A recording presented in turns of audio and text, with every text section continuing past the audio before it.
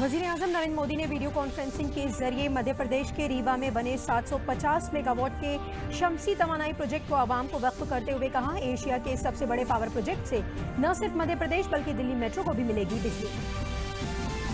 Corona के बढ़ते infection के मद्देनजर रियासती हुकूमत ने पूरी रियासत में जरूरी खिदमात को छोड़कर दीगर सभी सरगर्मियों पर आज से 55 घंटे तक आयद की पाबंदी।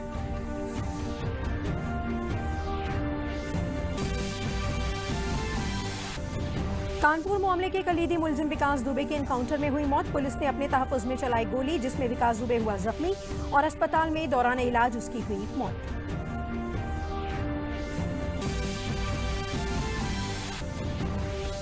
आईसीएसई और आईएससी बोर्ड के 10वीं और 12वीं के इम्तिहानात के नताइज का हुआ ऐलान। इस साल 99.33% तलबा ने आईसीएसई और 96.82% तलबा ने आईएससी इम्तिहान में हासिल की कामयाबी। आदाब, मैं हुदीबा हाशमी और अब खबरें तफसील से। वज़ीर-ए-आज़म नरेंद्र मोदी ने वीडियो कॉन्फ्रेंसिंग के तवस्सुत से रियासत के रीवा में कायम 750 मेगावाट का सोलर प्रोजेक्ट आवाम को मानवन किया। 1500 हेक्टेयर रकबे में फैले इस प्रोजेक्ट के सोलर पार्क में 500 हेक्टेयर अराजी पर 250 मेगावाट की 3 शमसी तवानाई पैदा करने वाली इकाइयां शामिल हैं।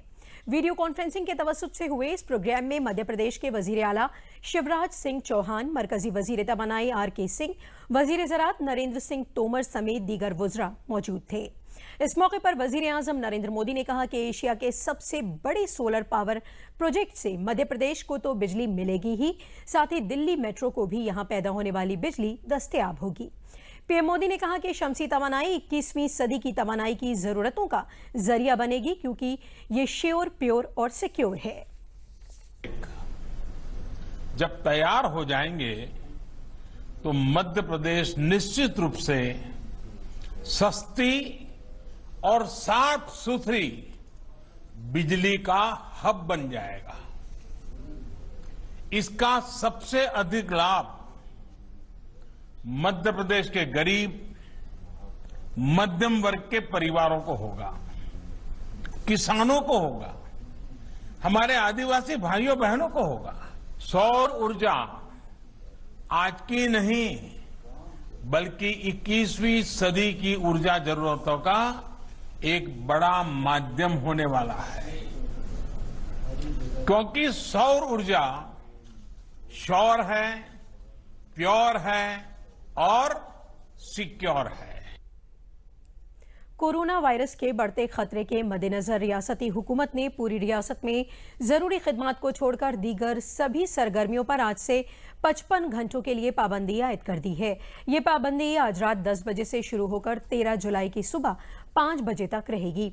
Chief secretary R K. तिवारी ने यह हुक्म जारी करते हुए बताया कि इस मियाद में सभी जरूरी खिदमात जिसमें मेडिकल और लाजमी अशिया की सप्लाई पहले की तरह ही बहाल रहेंगी। इन खिदमात में जेर मुलाजमियत लोगों, कोरोना वॉरियर्स, सफाई मुलाजमीन और डोर टू डोर सप्लाई से जुड़े लोगों के आने जाने पर कोई पाबंदी नहीं होगी।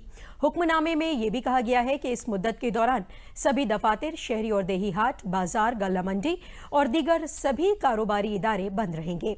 इसके अलावा रोडवेज बस सर्विस रियासत के अंदर बंद रहेगी। ये अभी जो हमने ट्रैफिक साबिक जारी रहेगी। ये हमारे सभी चौराहों और छोटे छोटे कटिंग्स पे, छोटे छोटे तिराहे पे सभी जगह ड्यूटी लगी थी। लगभग हमारे कुल मिला के 150 पॉइंट लखनऊ में थे जिनमें हम लोग ड्यूटी लगा रहे हैं 2 शिफ्ट में। ये जो लॉकडाउन को हम लोग लागू करेंगे इसमें हम लोगों ने ड्यूटी पॉइंट्स कम किया है, लेकिन जहाँ पर भी ड्यूटी लगी है वहाँ भारी संख्या में ड्यूटी लगी है। 5-5, 6-6 लोग हमारे हैं जो मुख्य चौराहे हैं, वहाँ पर हम बैरियर लगा के पूरी तरह से रोकेंगे आवागमन करने वाले वाहनों को। इसमें जो केवल अति आवश्यक सेवाओं से जुड़े वाहन हैं, किसी को मेडिकल इमरजेंसी है या कहीं और जाना है जो बहुत अति आवश्यक है, केवल उसी में हम लोग आवागमन अलाउ करेंगे। जो निर्धारित निर्देश दिए गए हैं कि किन वाहनों को जाने देना है, किन वाहनों को नहीं जाने देना है, उसको यातायात पुलिस पूरी तरह से लागू करेगी। कोरोना के बढ़ते इन्फेक्शन को देखते हुए राजधानी लखनऊ में इंतजामिया ने जुमेरात को कई अहम फैसले लिए हैं। 13 जुलाई को लॉकडाउन खत्म होने के बाद ये नए अहकाम 14 जुलाई से नाफिज किए जाएंगे। इन रहनुमा हिदायत में वाज़ेह किया गया है कि अलग अलग बाजारों में दुकानें दिन की बुनियाद पर खुलेंगी। इसके लिए उनकी निशानदेही की जाएगी। निजी दफातर में मुलाजमीन को घर से काम करने की हिदायत दी गई है। इंतहाई जरूरी होने पर ही 50% मुलाजमीन को बुलाया जा सकता है। दुकानें खुलने का वक्त सुबह 9 बजे से शाम 8 बजे तक मुकर्रर किया गया है। वहीं पब्लिक ट्रांसपोर्ट सिस्टम पर कंट्रोल रखा जाएगा। कैंटोनमेंट जोन में किसी तरह की सरगर्मी की इजाजत नहीं होगी। किसी भी तिजारती इदारे में बगैर सैनिटाइजेशन के किसी को भी दाखिल होने नहीं दिया जाएगा।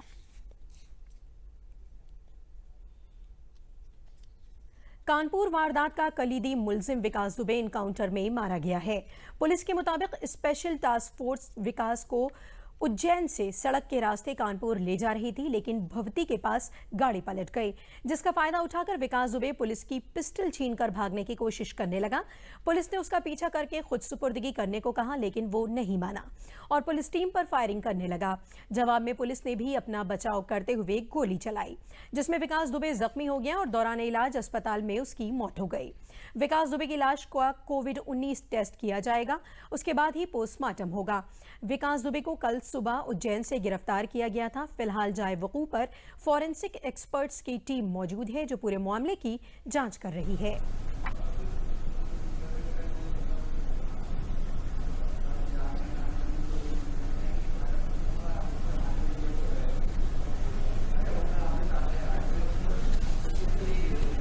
अभी सूचना प्राप्त हुई है कि जो विकास दुबे आ रहा था उसमें एसटीएफ की गाड़ी पलट गई और पलटने के बाद से उसने पुलिस की वेपन छीनने की कोशिश की, भागा। उस दौरान पुलिस ने भी रिटेलिएटरी फायर किया है और उसमें घायल हुआ, जो बाद में हॉस्पिटल में ले जाया गया और वहाँ उसको डेड घोषित किया गया है। इसके बारे में ऑफिशियल वर्जन जब आएगा तो मुख्यालय के द्वारा रिलीज किया जाएगा। अब यहाँ पूछताछ कहाँ हुई थी, पूछताछ के बाद अभी इसके बारे में ऑफिशियल बयान जारी किया जाएगा। जब ऑफिशियल वर्जन जारी किया जाएगा उसमें सभी चीजें रहेंगी। इस पूरे मामले में 4 पुलिस एहलकार भी जख्मी हुए हैं, जिन्हें कानपुर के LLR अस्पताल में दाखिल कराया गया है। गैंगस्टर विकास दुबे यूपी में 60 से जायद मुजरमाना मामलों में मतलूब था।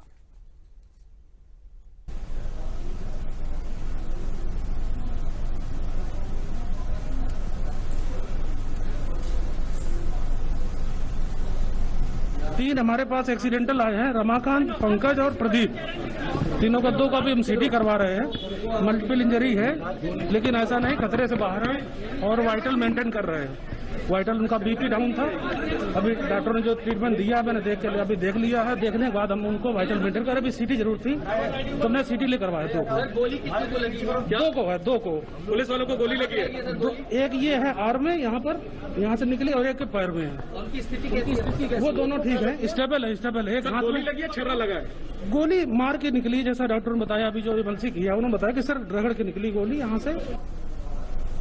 हम खड़े हैं इस वक्त कानपुर के हाईलाइट हॉस्पिटल में, जहां पे आप देख सकते हैं जो कुख्यात अपराधी है विकास दुबे, आज उसको मुठभेड़ के दौरान उसके कमर में गोली लग जाती है। गोली लगने के दौरान उपचार के लिए उसको यहां पे लाया गया। मैं आपको पूरा मामला बता दूं कि कल जो है विकास दुबे की गिरफ्तारी हुई थी महाकाल, उज्जैन के महाकाल मंदिर में। उसके बाद उसकी लगातार यूपी सरकार से बातचीत चल रही थी। यूपी एसटीएफ उसको वहां पे लेने के लिए पहुंची थी। हालांकि सड़क के रास्ते से उसको लाया जा रहा था, जहां पे कानपुर में भौती में आज सुबह ही तड़के गाड़ी जो है अनियंत्रित होकर पलट जाती है, जिस कारण विकास दुबे को भागने का पूरा मौका मिल जाता है। इस दौरान उसकी एसटीएफ के जो है जवानों के साथ उसका मुकाबला होता है। मुकाबले में उसको कमर में गोली लग जाती है। गोली लगने के दौरान उसको यहाँ पे उपचार के लिए लाया गया है, जहाँ पे डॉक्टरों ने उसको मृत घोषित कर दिया है।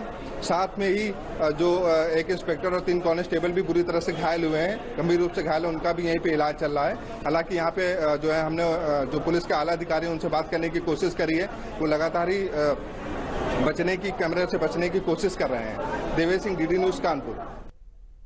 आज सुबह मारे गए खूंखार मुजरिम विकास दुबे के एनकाउंटर के बाद रियासत के additional director general of police कानून और इंतजाम प्रशांत कुमार ने लखनऊ में सहाफियों से गुफ्तगू करते हुए बताया कि कानपुर में 8 पुलिस एहलकारों का कत्ल करने वाला खूंखार मुजरिम विकास दुबे मारा गया।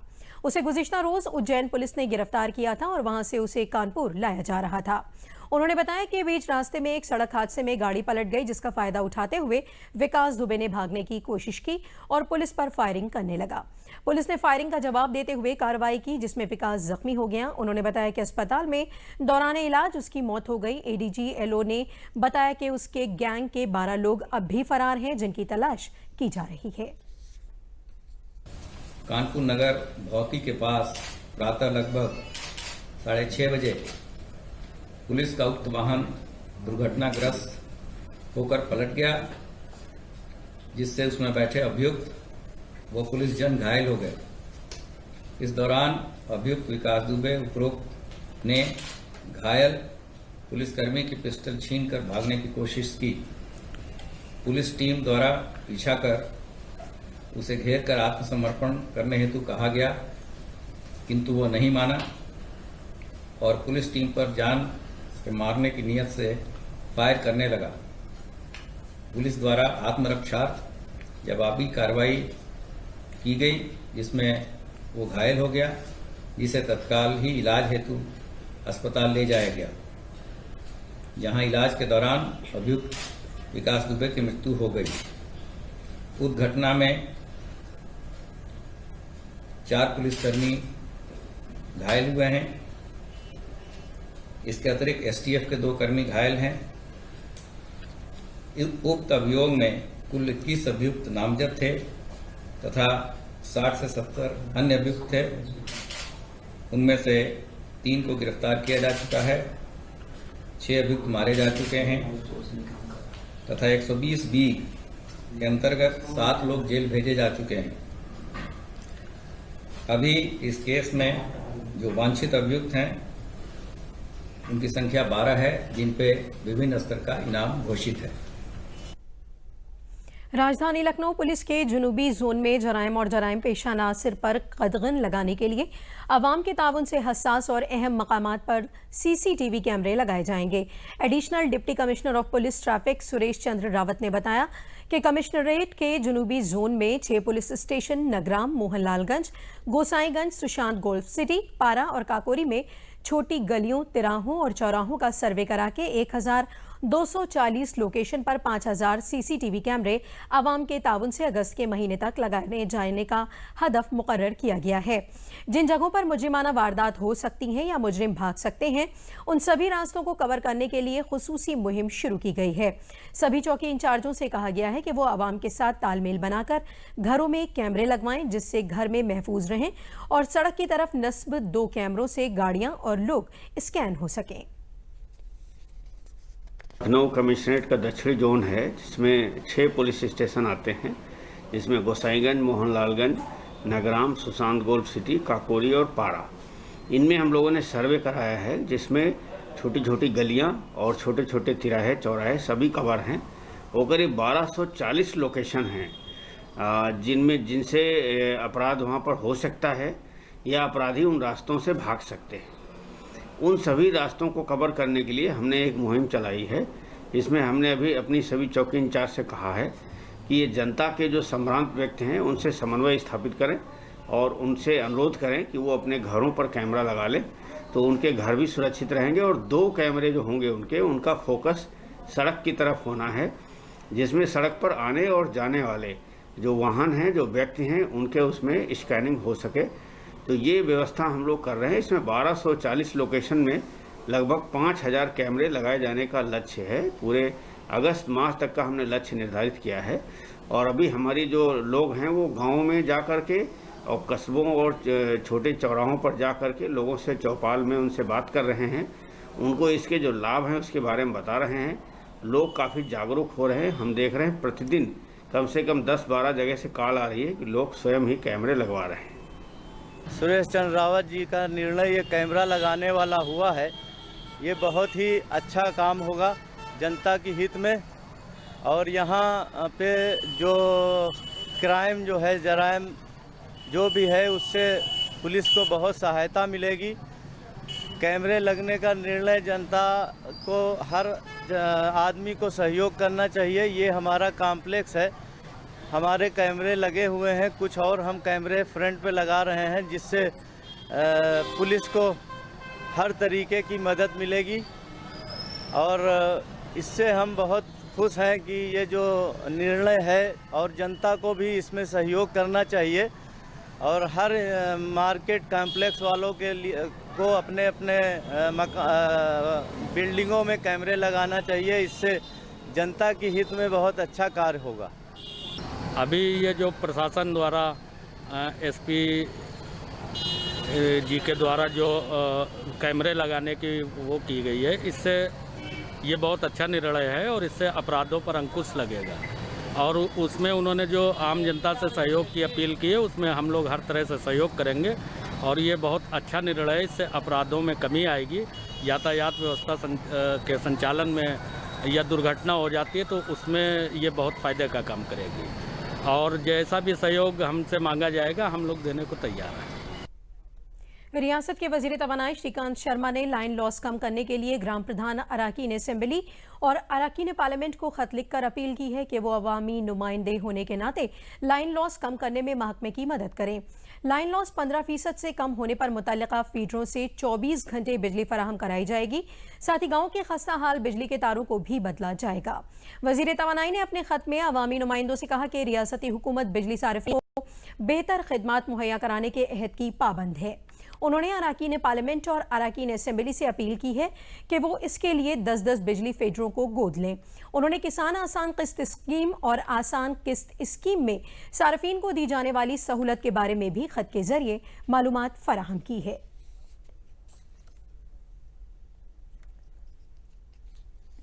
लॉकडाउन के दौरान रियासत में लौटे मुहाजिर मजदूरों और गरीबों को मुफ्त अनाज दिए जाने के बाद उनके जरिए सामने आ रहे रद्द-ए-अमल को जानने के मकसद से पीआईबी दफ्तर लखनऊ के जरिए आज एक वेबिनार का इनेकाद किया गया, जिसमें पीआईबी दफ्तर के additional director general RP Saroj और रियासती हुकूमत की जानिब से additional food commissioner Sunil Verma शामिल हुए।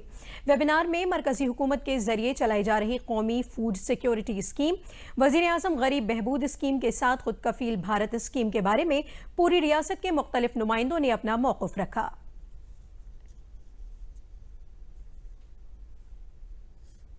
चीफ सेक्रेटरी ने अपने ओपनिंग रिमार्क में सबसे फीडबैक लिया है कि किस तरीके से ग्रामीण स्तर पर हमारी योजनाओं का क्रियान्वयन हो रहा है और उसको फीडबैक के माध्यम से उन्होंने काफ़ी सराहना की है और इस तरीके के कार्यक्रम लगातार करते रहने की उन्होंने अपील की है।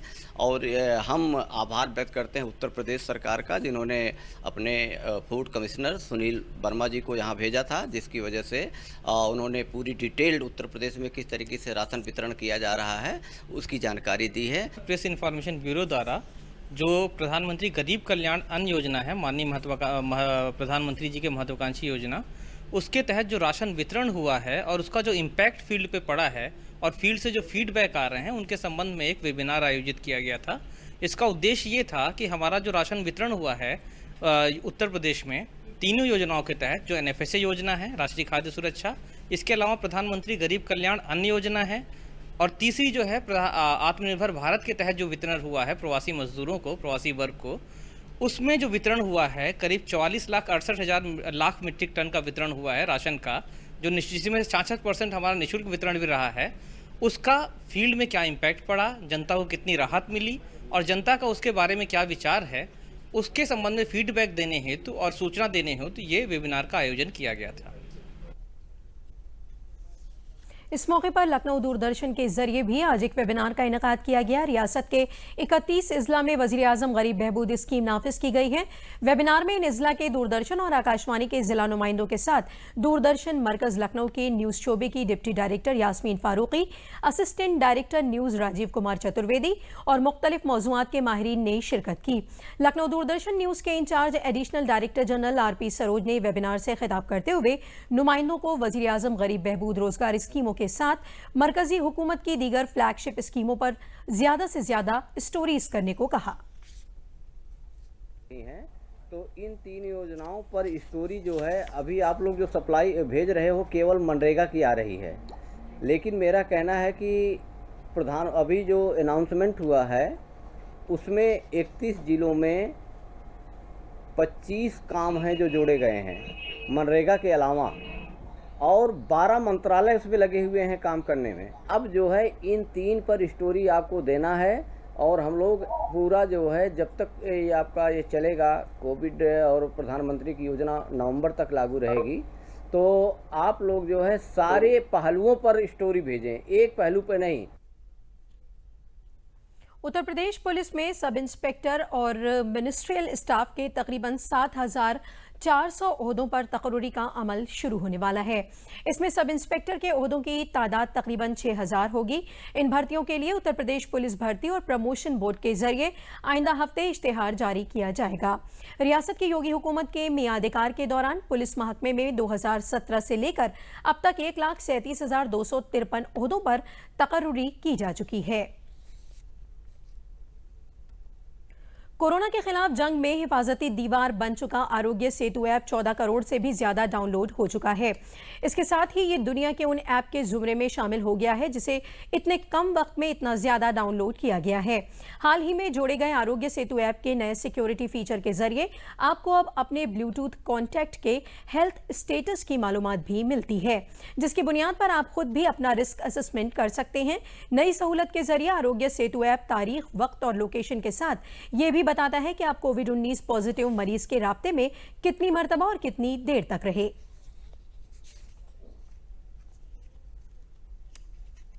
लखनऊ में कोरोना के इलाज का तरीका तब्दील कर दिया जाएगा। ख्वाहिशमंद कोरोना मरीज कम से कम फीस अदा करके लग्जरी सहूलियात के साथ होटलों में भर्ती होकर इलाज करा सकेंगे। इस सिलसिले में जिला इंतजामिया बड़े होटलों को कोविड केयर सेंटर्स में तब्दील करने पर गौर कर रहा है। इसके लिए हज हाउस और अवध शिल्प ग्राम को जहां कोविड केयर सेंटर में तब्दील करने का खाका खींचा गया है, वहीं राजधानी के बड़े होटलों को भी कोविड केयर सेंटर बनाया जाएगा। चीफ मेडिकल अफसर डॉक्टर नरेंद्र अग्रवाल के मुताबिक लखनऊ शहर में होटलों को कोविड केयर सेंटर बनाने पर गौर किया जाएगा। उन्होंने बताया कि इसके लिए 100 बेड की सलाहियत वाले बड़े होटलों का इंतखाब किया जाएगा, छोटे होटल इसमें शामिल नहीं होंगे। उन्होंने बताया कि होटल के मुलाजमीन को कोरोना से बचाव की तरबियत दी जाएगी, उन्हें महकमा सेहत सिक्योरिटी किट मुफ्त मुहैया कराएगा। डॉक्टर अग्रवाल ने बताया कि इन होटलों में 24 घंटे डॉक्टर, फार्मासिस्ट और दीगर स्टाफ तैनात रहेगा। आईसीएसई और आईएससी बोर्ड की 10वीं और 12वीं के इम्तिहानात के नताइज का आज ऐलान कर दिया गया। इस साल 99.33% तलबा ने आईसीएसई और 96.82% आईसीएस इम्तिहान में कामयाबी हासिल की है। कोरोना की वबा के सबब मनसूख हुए इम्तिहानात के नताइज 2020 CISCE के मार्क्स की बुनियाद पर जारी किए गए हैं, जिसमें बेस्ट ऑफ 3 पेपर्स की औसत की बुनियाद पर रिजल्ट तैयार किया गया है। ईद उल जुहा के सिलसिले में काजी शहर मौलाना खालिद रशीद फिरंगी महली ने वजीर आला योगी आदित्यनाथ से जुमेरात को मुलाकात की। मौलाना ने ईद उल जुहा के मौके पर रियासत में हस्बे साबिक कुर्बानी के जानवरों की मंडियां लगाने और सभी इबादतगाहों को नमाजियों को नमाज अदा करने की इजाजत देने का मुतालबा किया। वजीर आला योगी आदित्यनाथ ने उन्हें यकीन दहानी कराई कि जल्द ही कोविड-19 को देखते हुए ईद उल जुहा के लिए गाइडलाइन जारी की जाएंगी। मौलाना खालिद रशीद फिरंगी महली ने कहा कि बकरा ईद के लिए किसान बड़ी तादाद में जानवरों को पालते हैं और शहरों में लाकर फरोख्त करते हैं। ये उनकी रोजी रोटी का जरिया है, इसलिए जानवरों को लाने, ले जाने और फरोख्त करने में कोई रुकावट न पैदा की जाए। वजीर आजम नरेंद्र मोदी के खुद कफील भारत के ख्वाब को जिला चित्रकूट में ग्राम पंचायत बनाड़ी के कौमी देही गुजर बसर मिशन ग्रुप की अक़लियती तबके की खवातीन शर्मिंदा ताबीर कर रही हैं, जिन्होंने लॉकडाउन के दौरान जहां सब कुछ बंद था, वहीं इन खवातीन ने ग्रुप के जरिए मनरेगा के काम में लगने वाले अवामी इत्तलात बोर्ड बनाकर 1 लाख रुपए से जायद का काम किया है। मनरेगा स्कीम के तहत कराए जाने वाले काम में इस्तेमाल होने वाले अवामी इत्तलात बोर्ड की सप्लाई कौमी देही गुजर बसर मिशन के तहत तश्कील खवातीन के खुद इमदाद ग्रुप के जरिए करा के इन खवातीन को इक्तिसादी तौर पर मजबूत बनाने का काम किया जा रहा है। अवामी इत्तलात बोर्ड की लागत इनफरादी मुस्तफीदीन के लिए 3,000 रुपए और ग्रुप के लिए 5,000 रुपए आती है। ग्रुप की खवातीन ने बताया कि पहले वो घर तक ही महदूद रहती थीं, लेकिन अब तरबियत हासिल करने के बाद वो बोर्ड बनाकर अच्छी आमदनी कर रही हैं। वहीं चीफ तरक्याती अफसर ने बताया कि मनरेगा, पंचायती राज महकमा और कौमी देही गुजर बसर मिशन के तहत खुद इमदाद ग्रुप की खवातीन की इक्तिसादी हालत मजबूत बनाने के साथ उन्हें खुद कफील बनाने के लिए मनरेगा स्कीम से जोड़ा गया है। इसके लिए रोजगार से जुड़ी मुख्तलिफ तरबियत देकर उन्हें मुख्तलिफ स्कीमों से जोड़ने की भी कवायद की जा रही है। में 3 तरह के हमने मॉडल अपनाए हैं। एक तो हमने ये सबसे पहले ये किया है कि जितने भी हमारे नरेगा में CIB बनते हैं उनको हम NRLM के स्वयं सहायता समूह की महिलाओं से बना रहे हैं। अब जैसे कि व्यक्तिगत लाभार्थी के लिए जो CIB बनता है उसके लिए 3,000 है, सामुदायिक है तो उसकी कॉस्ट 5,000 रुपये की होती है वो CIB बनने का। अब वो सारे CIB हमारे आज की डेट में हर ब्लॉक में स्वयं सहायता समूह की महिलाएं बनाई हैं, उनकी हमने ट्रेनिंग करी है और वही लोग उनको जा करके उन कार्यस्थल पे लगाते हैं, सो दैट कि जो भी इनकम होती है वो स्वयं सहायता समूह की होती है। दूसरा हमने प्रयास ये किया है कि जो हमारी स्वयं सहायता समूह की महिलाएं हैं उनको कार्य करने के लिए स्पेस चाहिए, तो उसके लिए हमने कई ग्राम पंचायतों में SHG शेड का निर्माण नरेगा कन्वर्जेंस और पंचायती राज के फंड से हमने करवाया है और आज की डेट में हमारे 23 SHG शेड हैं जो पूरे जनपद चित्रकूट में, वो ऑलमोस्ट बनके तैयार हो गए हैं और ये शेड बनने के बाद हम उनको स्वयं सहायता समूह की महिलाओं को दे देंगे ताकि वो बैठ के अपने जो भी कार्य सीखा है उन्होंने उसका प्रयोग करें। जनपद में माननीय मुख्यमंत्री के निर्देशानुसार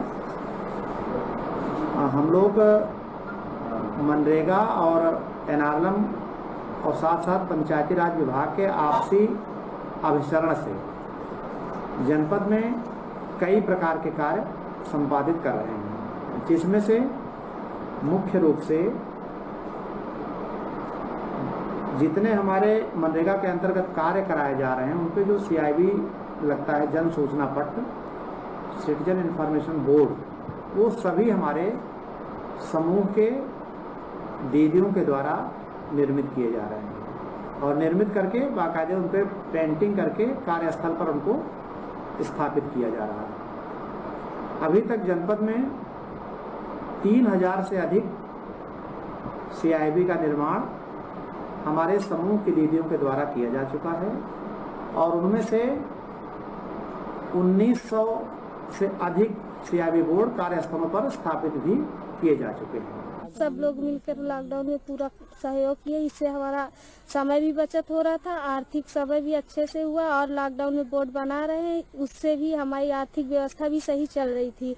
सब लोगों समूह में मिलकर बोर्ड बनाए हैं तो 1500 बोर्ड गांव में लगवाए हैं। इससे हमें सरकार से अधिक लाभ मिल रहा था, मदद मिल रही, इससे हमारी अधिक आर्थिक व्यवस्था अच्छे से चल रही है। और आखिर में अहम खबरें एक बार फिर।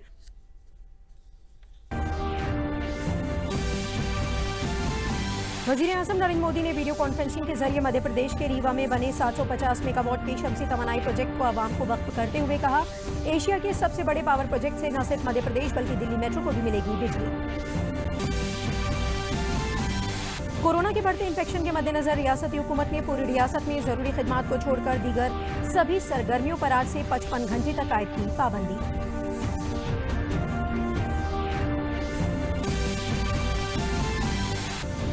कानपुर मामले के कलीदी मुलजिम विकास दुबे के एनकाउंटर में हुई मौत, पुलिस ने अपने तहफ्फुज़ में चलाई गोली जिसमें विकास दुबे हुआ जख्मी और अस्पताल में दौरान इलाज उसकी हुई मौत।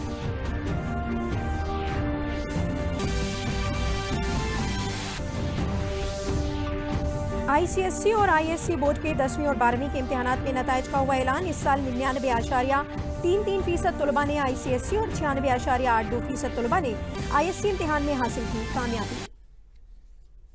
इसी के साथ खबरों का ये बुलेटिन अब खत्म हुआ। दीबा को दीजिए इजाजत। आदाब।